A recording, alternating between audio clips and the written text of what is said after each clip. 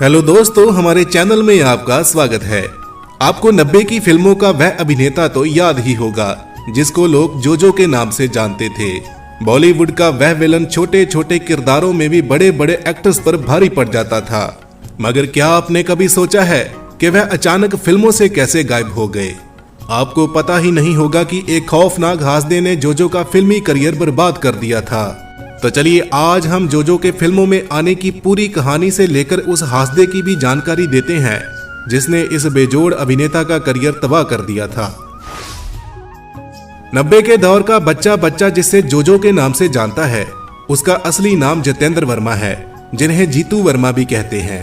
जीतू का पूरा परिवार किसी न किसी रूप में फिल्मों से जुड़ा हुआ था। पिता बद्री प्रसाद वर्मा राजस्थान के घौंसा से ताल्लुक रखते थे, मगर बाद में मुंबई चले आए और यहाँ पर वो फिल्मों के लिए घोड़े पार्सल करते थे। जीतू के भाई भी फिल्म प्रोडक्शन से जुड़े हुए थे। इनके भाई टीनू वर्मा ने माँ तुझे सलाम फिल्म में विलन का दमदार रोल निभाया था। जीतू के जोजो बनने का किस्सा बड़ा ही मजेदार है। जीतू का बचपन मुंबई में ही बीता। वह बचपन में ही अपने पिता को देखकर घोड़सवारी करने लगे।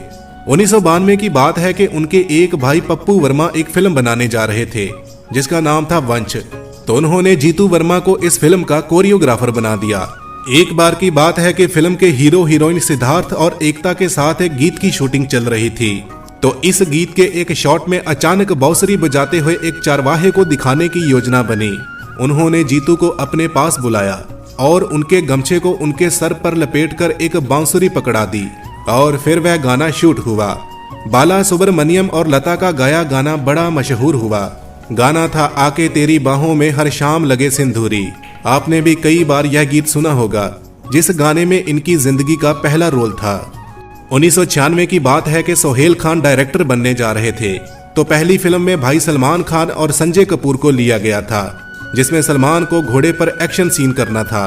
तो ऐसे में सलमान को घोड़सवारी सिखाने के लिए जीतू को रखा गया। उस फिल्म में एक राजस्थानी किरदार जय सिंह की भी जरूरत थी जो कि घोड़सवारी जानता हो, तो जीतू वर्मा तो राजस्थानी ही थे। तो सलमान भाई जीतू वर्मा को बोले कि क्या तुम जय सिंह का रोल करोगे? जीतू को एक्टिंग तो नहीं आती थी, मगर सलमान खान के साथ काम करने का मौका कैसे गवाते, इसलिए तुरंत हाँ बोल दी। 1997 में फिल्म आई औजार। इस फिल्म में जीतू ने एक छोटा सा रोल किया जो कि सबको बढ़िया लगा। इसी दौरान इनको एक और फिल्म मिल गई सपूत। यह फिल्म 1996 में रिलीज हो गई थी, मगर अभी वह फिल्म आनी बाकी थी जिसने जीतू वर्मा को घर घर में मशहूर कर दिया था। हुआ यह कि जीतू 2 फिल्में करने के बाद एक्टिंग को गंभीरता से लेने लगे, तो उन्होंने सोचा कि अगर मैं एक्टिंग सीख लूं तो बॉलीवुड में ज्यादा मौके मिलने लगेंगे। इसलिए फिर वह सीधा पहुंचे किशोर नमित कपूर के पास। नमित कपूर ने बहुत सारे बड़े बड़े हीरोज को एक्टिंग सिखाई थी। 1997 के आसपास की बात होगी कि अब्बास मस्तान एक फिल्म बनाने जा रहे थे जिसके लिए बॉबी देओल और प्रीति जिंटा फाइनल हो चुके थे। उस फिल्म में एक मजाकिया विलन चाहिए था जो कि अटपटी हरकतें करता हो, मगर वह कोई नया चेहरा चाहते थे। इसलिए उन्होंने जीतू को बुलाया और उनको मजाकिया विलन के रोल के लिए फाइनल कर दिया गया। 1998 में फिल्म आई सोल्जर, जिसमें उनके रोल को नाम दे दिया गया जोजो।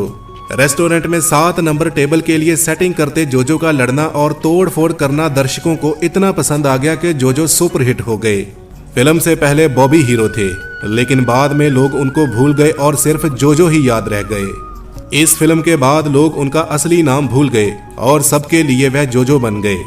अब्बास मस्तान को उनका नाम जोजो इतना पसंद आया कि इसके बाद तो डायरेक्टर भाइयों ने उनको 3 और फिल्मों में ले लिया और तीनों फिल्मों में उनका नाम जोजो ही रखा गया।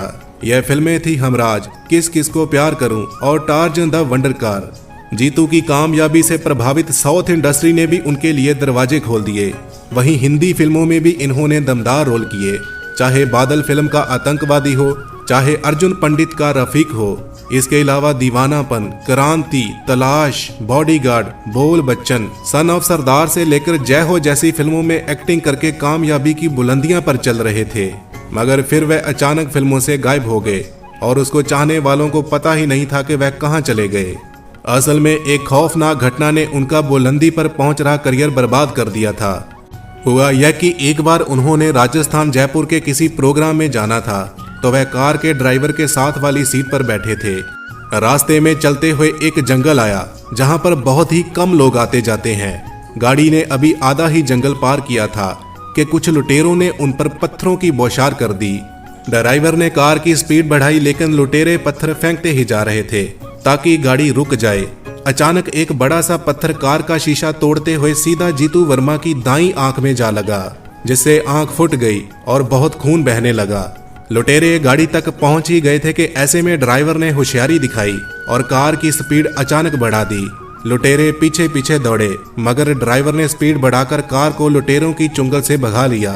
बड़ी ही मुश्किल से दोनों की जान तो बच गई, लेकिन जीतू की आंख से खून बहना बंद नहीं हो रहा था। उनकी हालत गंभीर होती जा रही थी, तो उनको तुरंत अस्पताल में ले जाया गया।